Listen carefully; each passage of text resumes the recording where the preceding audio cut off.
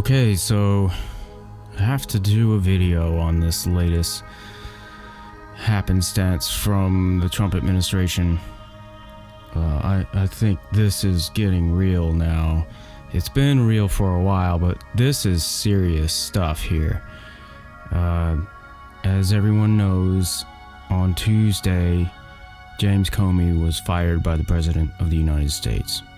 As everyone knows, James Comey is the head of the FBI, who is leading an investigation into the Trump administration and potential collusion with the Russians to hack the U.S. elections.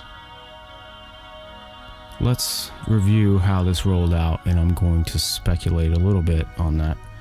So, Comey was fired, and then White House officials came out and said that the firing was a result of a recommendation, and specifically a recommendation letter from the newly appointed Deputy Attorney General and the Attorney General, Rod Rosenstein being the Deputy Attorney General and Jeff Sessions being the Attorney General.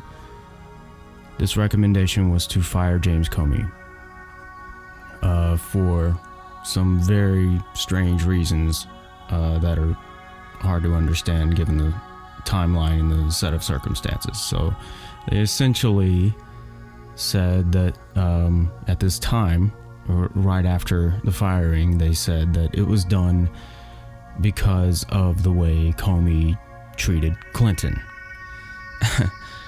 Which is really just strains credibility to the point of, well, you just can't stretch quite that far.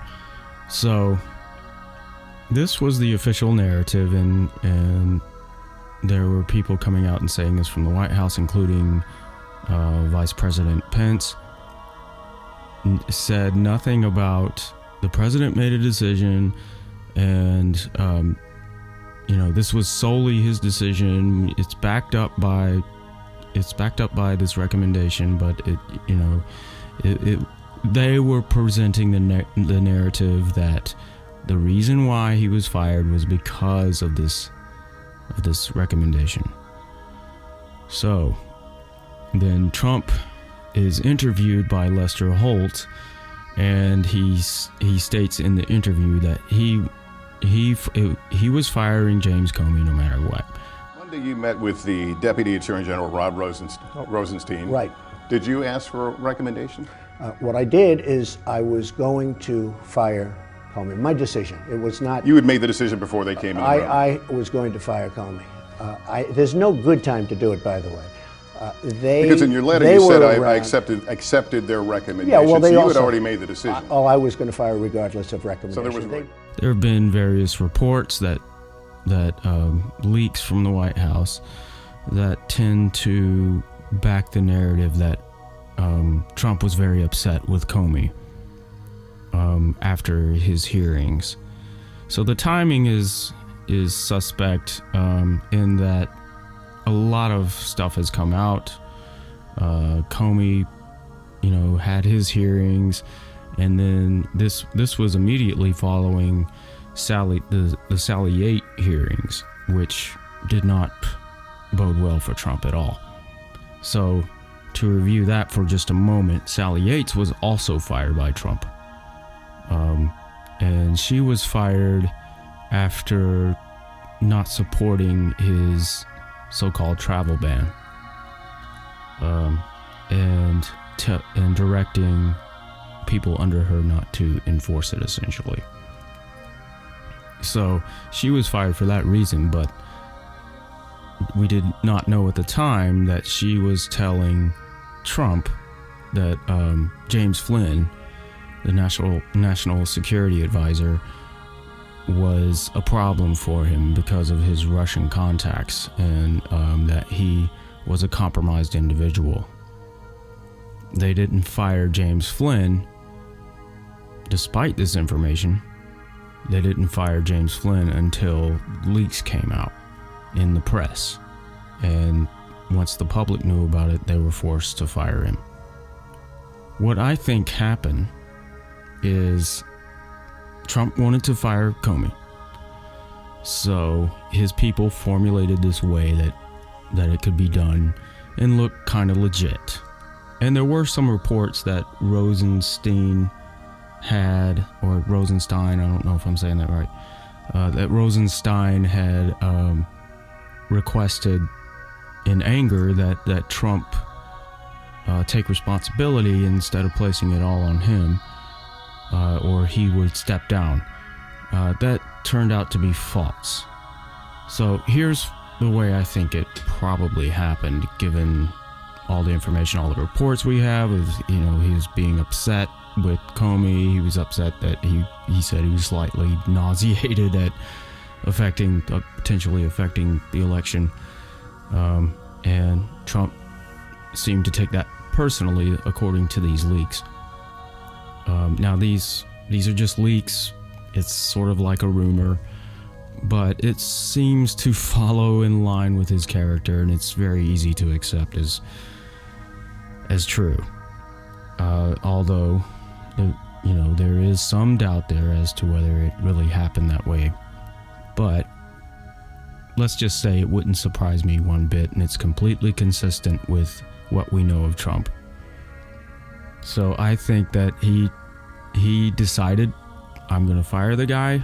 So the internal structure of the White House said, okay, well, all right, you're going to fire him, but this is going to look bad, so we've got to come up with a way for you to be able to fire him and kind of have a legit reason. So they formulated this idea that they would have this recommendation from the attorneys general, I guess is the way to say that. And this will legitimize this procedure. So then Trump just can't help himself and just gets out there, no, I did it, because he is this authoritarian and he wants to project this authoritarian image. So that's why he left them kind of hanging out in the wind.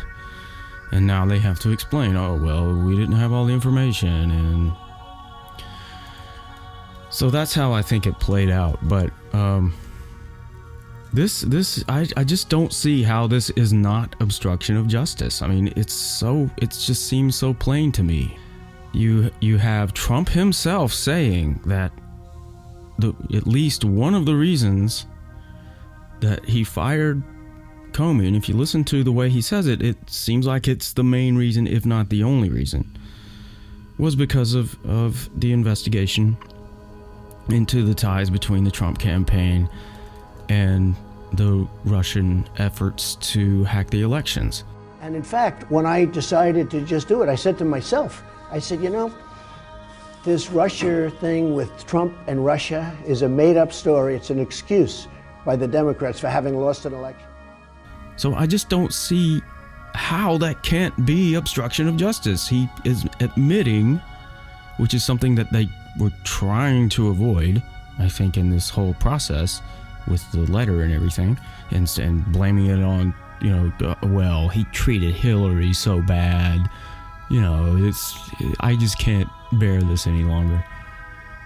And then they come up with this other crap about the FBI doesn't really like, there's lots of turmoil in the FBI and they don't really like Comey and they're glad to have him go. And this was then immediately not substantiated by McCabe, who is now the head of the FBI until they appoint someone. He said that he praised Comey and said that he's well respected, and so this is right after they're trying to make this claim. So not only did Trump just come out and admit it, that this was the reason why Comey was fired, but Huckabee, who was taking Spicer's place, also said something very similar. President's decision. Just to clarify one thing you said, that the president has encouraged this investigation into Russia. He wants to see it reach its completion sooner rather than later. How has he encouraged it if he just fired the man who was overseeing the Russia investigation? There are multiple people that are part of this, and it's not just the FBI. You've got the House committee, the Senate committee. Look, again, the point is, we want this to come to its conclusion. We want it to come to its conclusion with integrity, and we think that we've actually, by removing Director Comey, taken steps to make that happen. Thanks so much, guys. So, it seems like this is on their mind, right? James Comey, there's no doubt James Comey was fired to obstruct this investigation into the Trump campaign. I don't see how anyone can argue that, especially when it's coming directly from Trump's mouth. It's just obvious that this is going on. This is obstruction of justice. This is an impeachable offense. Now, people compare this to what Nixon did, and he essentially fired the special prosecutor in that case. But there's never been this type of firing of an FBI director to obstruct an investigation into the person that is doing the firing, the president. So in some ways, this is much worse than what Nixon did. And we all know how things turned out for Nixon. Which way is this going to play out? Well, if this were Hillary Clinton or Barack Obama, and you have a Republican Congress, of course they would be writing up articles of impeachment immediately. And I would be on their side. Yes, you should be writing articles of impeachment right now. It's obstruction of justice. And the evidence is coming straight from the horse's mouth. It's admitted in public. But the Republicans are in what might be called a politically tough spot. And think about this. Why wouldn't they? Why wouldn't they just go ahead and try to get rid of Trump and just get Pence in there? Well, think about it. This tells me, perhaps, they realize, and you have to keep in mind, they know more than we do. They are privy to a lot of information that we are not privy to. So keep that in mind. But they must be thinking that this endangers the entire administration. It's not just Trump that's going to go down. The entire administration will be sunk. Pence won't be there. Things will be in turmoil. It will be a disaster for the Republican Party as a whole. So perhaps that's what the thinking is. So we'll see what happens. And I suppose that's all I have on this. I would like to do a timeline of events, sort of a what we know about Russia and Trump connection sort of video. That would take a lot more time than just sitting down and talking about this. So I don't know if I'll do that, but maybe I will. We'll see. Anyway, thank you for listening.